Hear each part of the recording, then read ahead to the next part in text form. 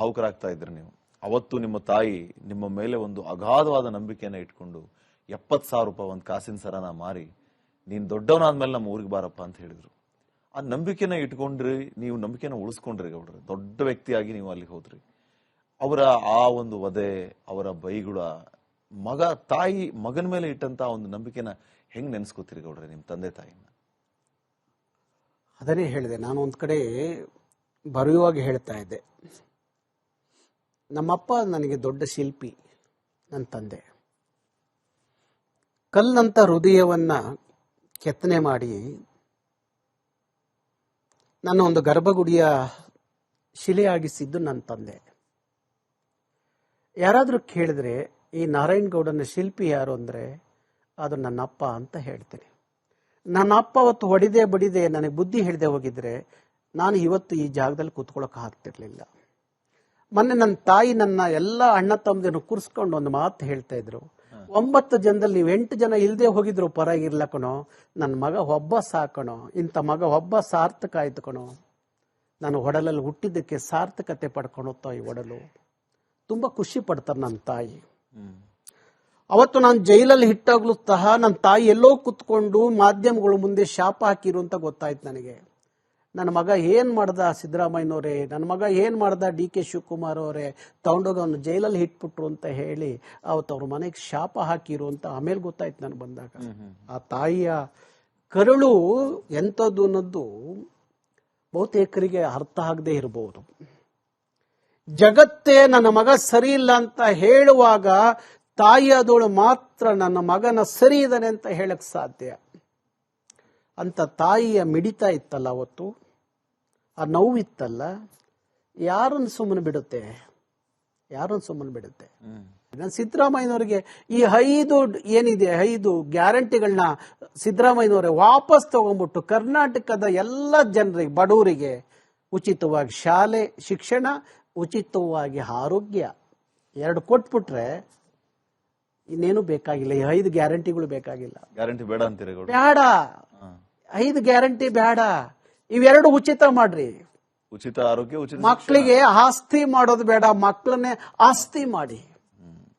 ಈಗ ಈ ಹಿಂದೆ ನಿಮಗೆ ಅಧಿಕಾರದಲ್ಲಿದ್ದವರು ಯಾವ ರೀತಿ ಸಹಕಾರವನ್ನ ಕೊಡ್ತಾ ಇದ್ರು, ಇನ್ನು ಕೆಲವರು ಬಹಳ ಹಿಂಸೆಯನ್ನ ಕೊಟ್ಟರು ಅನ್ನೋಂಥ ವಿಚಾರವನ್ನ ಹೇಳ್ತಾ ಇದ್ರಿ. ಕೆಲವು ಮುಖ್ಯಮಂತ್ರಿಗಳು ಆದಂತವ್ರ ಹೆಸರು ತಗೋತೀನಿ ಗೌಡ್ರೆ, ನೀವು ಅವ್ರ ಜೊತೆ ಅವ್ರು ನಿಮ್ಗೆ ಹೇಗೆ ಸಹಕಾರ ಕೊಟ್ಟರು ಅಥವಾ ನಿಮ್ಗೆ ಅವ್ರು ತೊಂದರೆ ಕೊಟ್ಟರು ಅನ್ನೋದನ್ನ ನೀವು ಮುಕ್ತವಾಗಿ ಹೇಳ್ಬೋದಾ? ಧಾರಾಳವಾಗಿ. ಧರ್ಮಸಿಂಗ್ ಅವರು ಮುಖ್ಯಮಂತ್ರಿ ಆಗಿದ್ದಾಗ ನಿಮ್ಗೆ ಸಹಕಾರ ಕೊಟ್ಟಿದ್ರ? ನಮ್ಮ ಕೇಸುಗಳನ್ನ ಇಲ್ಲಿವರೆಗೂ ಯಾರಾದ್ರೂ ಒಬ್ಬ ಮುಖ್ಯಮಂತ್ರಿ ತಗೊಂಡಿದ್ರೆ ಅದು ಸನ್ಮಾನ್ಯ ಧರ್ಮಸಿಂಗ್ ಅವರು. SM ಕೃಷ್ಣ ಅವ್ರ ಕಾಲದಲ್ಲಿ ಏನೆಲ್ಲ ಆ ಸಂದರ್ಭಕ್ಕೆ ತೊಂದರೆ ಆದ್ರೂ ಲಾಸ್ಟ್ ದಿವಸ ಒಂದು ಘಟನೆ, SM ಕೃಷ್ಣ ಅವರು ನನ್ನ ಕರೆಸ್ಕೋತಾರೆ, ಮನೆ ಕರೆಸ್ಕೋತಾರೆ. ಇನ್ನೇನು ಅವಧಿ ಮುಗ್ದಿರುತ್ತೆ. ಅವಧಿ ಅಂದ್ರೆ ಅದು ಒಂದ್ ಸ್ವಲ್ಪ ಮುಂಚೆನೆ ಅವರು ಅಧಿಕಾರದಿಂದ ಇದಾಗ್ತಾರೆ, ಅವಧಿ ಪೂರ್ವ ವಿಸರ್ಜನೆ ಮಾಡ್ತಾರೆ. ನನ್ನ ಮನೆ ಬರಕ್ಕೆ ಹೇಳ್ತಾರೆ, ಮನೆಗೆ ಹೋಗ್ತೀನಿ. ಗಟ್ಟಿಯಾಗಿ ತಪ್ಕೋತಾರೆ ಕೃಷ್ಣ ಅವರು, ಗಟ್ಟಿಯಾಗಿ ತಪ್ಕೋತಾರೆ. ಎದೆ ಮೇಲೆ ಹೊಡೆದ್ಬಿಟ್ಟು, ಎಲ್ಲರಿಗೂ ಒಂದು ಗುಂಡಿಗೆ ಇರುತ್ತೋ, ನಿನಗೆ ಡಬಲ್ ಗುಂಡಿಗೆ ಇದೆ, ನಿನ್ನ ಮೆಚ್ಚಬೇಕು. ನನ್ನ ಸರ್ಕಾರದಲ್ಲಿ ನಿನಗೆ ತೊಂದರೆ ಆಗಿದೆ, ಮುಂದೆ ಆ ತೊಂದರೆ ಆಗದಂಗೆ ನಾನು ನೋಡ್ಕೋತೀನಿ. ನಿನ್ನ ಹೋರಾಟದಿಂದ ಯಾವತ್ತು ಹಿಂದೆ ಹೋಗ್ಬೇಡ, ಹೋಗು, ಎಷ್ಟು ನಿನ್ ಕೈಲಿ ಆಗುತ್ತೋ, ನಿನ್ಗೆ ಆ ಶಕ್ತಿ ಇದೆ, ತಾಕತ್ತಿದೆ, ಹೋಗು ಅಂತ ಹೇಳಿ ಅವತ್ತು ಅವ್ರಿಗೆ ಯಾರೋ ಮಾಡಿದ ಸನ್ಮಾನದ ಶಾಲು ಹಾರ ನನಗೆ ಹಾಕಿ ಅವ್ರ ಮನೇಲಿ ತಿಂಡಿ ಮಾಡಿಸಿ ನಾನು ಕಳಿಸ್ತಾರೆ. ಇದು ಒಪ್ಕೋತೀನಿ. ಅವರು ಸಪೋರ್ಟ್ ಮಾಡಿದ್ರು, ನಿಮ್ಗೆ ಮಾಡಿದ್ರು. ಆ ಸಂದರ್ಭ ಕೊನೆ ಹಂತಕ್ಕೆಲ್ಲವೂ ಅನುಭವಿಸಿದ್ದೆ. ಆಯ್ತು. ಅದು ಬಿಟ್ಟು ನನಗೆ ಸ್ವಲ್ಪ ಮುಖ್ಯಮಂತ್ರಿಗಳ ಮೇಲೆ ಪ್ರೀತಿ ಅಂತ ಬಂದಿದ್ದು ಸಿದ್ದರಾಮಯ್ಯನವ್ರ ಮೇಲೆ. ಸಿದ್ದರಾಮಯ್ಯನವರು ಏನ್ ಮಾಡ್ತಾರೋ ಬಿಡ್ತಾರೋ ಬೇರೆ, ಆದ್ರೆ ಅವ್ರಿಗೊಂದು ಕನ್ನಡದ ಕಾಳಜಿ ನೈಜವಾಗಿ ಇದೆ, ಪ್ರೀತಿ ಇದೆ, ಕನ್ನಡದ ಬಗ್ಗೆ ಒಂದಷ್ಟು ಕಾಳಜಿ ಇಟ್ಟುಕೊಂಡಿದ್ದಾರೆ.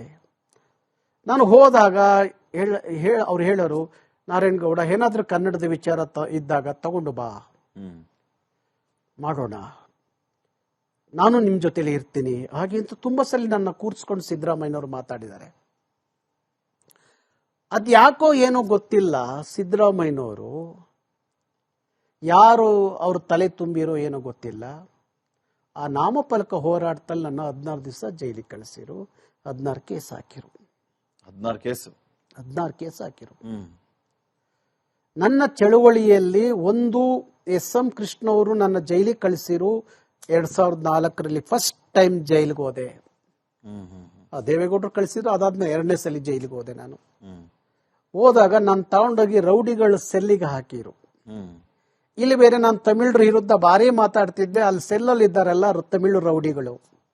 ಯಾಂಡ ಎನ್ನ ಪಂಡಿಟ್ಟು ಒಂದೇ ವಾ ಬಾತ್ರೂಮ್ ಕ್ಲೀನ್ ಪಣ್ಣು, ಮಸಾಜ್ ಮಾಡು. ಒಂದು 3 ದಿವಸ ಭಾರಿ ಹಿಂಸೆ ಕೊಟ್ರು ಅವತ್ತು ಜೈಲು ಸೆಲ್ ಒಳಗಡೆ ರೌಡಿಗಳು. ಯಡಿಯೂರಪ್ಪ ಅವರು ಮುಖ್ಯಮಂತ್ರಿ ಇದ್ದಾಗ ನಿಮ್ಗೆ ಹೇಗೆ ಸಹಕಾರ ಸಿಕ್ತು? ಯಡಿಯೂರಪ್ಪನವರು ಚೆನ್ನಾಗೆ, ಅವರು ಅಷ್ಟೇ ಯಡಿಯೂರಪ್ಪನವ್ರು ಚೆನ್ನಾಗೇ ಇದ್ರು. ತಿರುವಳ್ಳವರ ಪ್ರತಿಮೆ ವಿರುದ್ಧ ಹೋರಾಟ ಮಾಡಿದ್ರು ಅಂತ ಹೇಳಿ ತಗೊಂಡೋಗಿ ಜೈಲಿಗೆ ಹಾಕಿರು. 1 ವಾರ ಅವರು 1 ವಾರ ತಗೊಂಡೋಗಿ ನಮ್ಮ ಜೈಲಿಗೆ ಹಾಕಿರು. 680 ಜನ. ಇನ್ನ ಕುಮಾರಸ್ವಾಮಿ ಅವರು ಮುಖ್ಯಮಂತ್ರಿ ಇದ್ದಾಗ? ಕುಮಾರಸ್ವಾಮಿ ಅವರು ಬಿಡಿ, ಅವತ್ತು ನಮ್ಮನ್ನು ಕುತ್ಕೊಳ್ಳಿ ಅರ್ಧ ಕಾಫಿ ಕುಡಿ ಅಂತ ಹೇಳಲಿಲ್ಲ. ಅವರು ನಿಂತೆ ಮಾತಾಡಿಸಿ ಕಳಿಸ್ಬಿಡೋರು. ಬ್ರದರ್ ಬ್ರದರ್ ಬ್ರದರ್ ಚೆನ್ನಾಗಿದ್ದೀರಾ ಬ್ರದರ್, ಆಯ್ತು ಬಿಡಿ ಬ್ರದರ್. ಒಂದು 10 ಸಲ ಹೋಗಿದ್ದೀನಿ ಕುಮಾರಸ್ವಾಮಿ ಹತ್ರ. ಅಣ್ಣ ಈ ಕೇಸ್ಗಳು ವಾಪಸ್ ತಗೊಳ್ಳಿ, ನೀವು ಅಲ್ದಲ್ಲಿ ಇನ್ಯಾರು, ಪ್ರಾದೇಶಿಕ ಪಕ್ಷ ಬೇರೆ ನಿಮ್ದು, ತಗೊಳ್ಳಿ ಅಣ್ಣ ಅಂತ ಸುಮಾರು ಸಲ ಹೋಗಿದ್ದೀನಿ. ಆಯ್ತು ಬ್ರದರ್, ಇನ್ನು 2 ದಿವಸ ಟೈಮ್ ಕೊಡು, 1 ವಾರ ಟೈಮ್ ಕೊಡು ಅಂದ್ರು. ಒಂದು ಕೇಸು ವಾಪಸ್ ತಗೊಳ್ಳಿಲ್ಲ. ಬೆಂಗಳೂರಿನಲ್ಲಿ IT ಸೆಕ್ಟರ್ ಅಲ್ಲೂ ರಾಜ್ಯೋತ್ಸವ ಮಾಡೋದಕ್ಕೆ, ವಿಜೃಂಭಣೆಯಿಂದ ರಾಜ್ಯೋತ್ಸವ, ಹೆಮ್ಮೆಯಿಂದ ರಾಜ್ಯೋತ್ಸವನ ಆಚರಿಸೋದಕ್ಕೆ ಕಾರಣಕರ್ತರಾದಂತವ್ರು ನೀವು. ಕನ್ನಡಿಗರಾಗಿ ನಾವು ಎಲ್ಲಾ ಕಡೆ ರಾಜ್ಯೋತ್ಸವನ್ನ ಮಾಡ್ತೀವಿ. IT-BT ಬೆಂಗಳೂರು ಅಂದ್ರೆ IT-BT ಸೆಕ್ಟರ್ ಇರುವಂತಹ ಒಂದು ನಗರ. ಆ IT ಕಂಪನಿಗಳಲ್ಲೂ ಇವತ್ತು ಕನ್ನಡ ಧ್ವಜ ಇದೆ, ಕನ್ನಡದ ಫಲಕಗಳನ್ನ ನಾವು ನೋಡ್ತಾ ಇದೀವಿ, ರಾಜ್ಯೋತ್ಸವನ ಆಚರಣೆ ಮಾಡ್ತಾ ಇದಾರೆ ಅಂತಂದ್ರೆ ಕರ್ನಾಟಕ ರಕ್ಷಣಾ ವೇದಿಕೆ ಕಾರಣ, ನಾರಾಯಣಗೌಡರು ಕಾರಣ ಅಂತ ಹೆಮ್ಮೆಯಿಂದ ನಾವು ಹೇಳ್ಕೋಬಹುದು. ಹೇಗ್ ಸಾಧ್ಯ ಆಯ್ತು ಇದು? ನೋಡಿ, ಯಾರು ಈಗ MBM ಅಂತ ಒಂದು ಕಂಪನಿ, IT ಕಂಪನಿ ಇತ್ತು, IBM ಅಂತ ಒಂದು ಕಂಪನಿ. ಹೆದರೋರಲ್ಲಿ ಕನ್ನಡದವ್ರು ಹೆದರೋರು. ನಾನು ಭಾರಿ ಧೈರ್ಯ ತುಂಬುತ್ತಿದ್ದೆ. ಎಷ್ಟೋ ಸಲ ಯಾರು ಕನ್ನಡದವ್ರ ಮೇಲೆ ಅಲ್ಲೇ ಮಾಡ್ತಿದ್ದೋ ಅವ್ರನ್ನ ಕರ್ಕೊಂಡು ಹೋಗಿದ್ದೀನಿ. ನಾನು ಎಲ್ಲಿ ಕರ್ಕೊಂಡು ಹೋಗ್ಬೇಕು ಅಲ್ಲಿ ಕರ್ಕೊಂಡು ಹೋಗಿ ರಿಪೇರಿ ಮಾಡಿ ಕಳಿಸಿದ್ದೀನಿ. ಗೊತ್ತಾಯ್ತಾ? ನಮ್ಮ ಹುಡುಗರು ಎದ್ರುಕೊಂಡು ಬರೋದ್ರು, ಅಣ್ಣ ಕೆಲಸ ಬಿಟ್ಟು ಬಿಡ್ತೀನಿ, ನಾನು ಆ ಕಂಪ್ನಿಲಿ ಕೆಲಸ ಮಾಡಕ್ಕಾಗಲ್ಲ ಅಣ್ಣ, ನಮ್ಮನ್ನೆಲ್ಲ ಭಾರಿ ಹಿಂಸೆ ಕೊಡ್ತಾರೆ ಅಂತ. ಇವತ್ತಂತ ಎಲ್ಲ ಕಡೆ ಕನ್ನಡದ ಹುಡುಗರು ಎಷ್ಟು ರಕ್ಷಣಾ ವೇದಿಕೆ ಯಾವಾಗ ಸ್ಟ್ರಾಂಗ್ ಆಗಿ ನಾರಾಯಣಗೌಡ ಪ್ರತಿಯೊಂದಕ್ಕೂ ಎದುರುಬೇಡಿ ನಾನಿದ್ದೀನಿ, ಅಲ್ಲಿ ಬರ್ತೀನಿ, ನುಗ್ತೀನಿ ಅನ್ನಕ್ ಶುರು ಮಾಡಿದ್ನು. ಈಗ ಎಲ್ಲ ಕಂಪನಿಗಳಲ್ಲಿ ಅವರೇ ರಾಜ್ಯೋತ್ಸವ ಖರ್ಚು ವೆಚ್ಚ ಎಲ್ಲ ನೋಡಿಕೊಂಡು ಅದ್ದೂರಿ ರಾಜ್ಯೋತ್ಸವ ಮಾಡ್ತಾರೆ.